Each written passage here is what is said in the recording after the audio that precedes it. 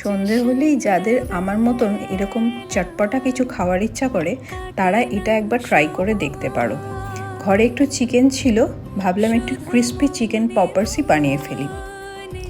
যদিও পুরো রেসিপিটা আমি এইটাতে দিইনি, কারণ সবটা এই 1 মিনিটের মধ্যে আসা সম্ভব নয়, তাই আমি ওটা আলাদা করে লং ভিডিওতে শেয়ার করে দেবো, আর সাথে লিঙ্কটাও তোমাদেরকে দিয়ে দেবো।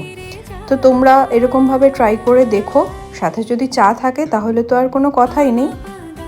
আর সত্যি বলতে এটা বানাতে এতটাই কম সময় লাগে, মাত্র 10 মিনিটের মধ্যেই তোমরা রেডি করে ফেলতে পারো, আর খেতেও কিন্তু দারুণ হয়।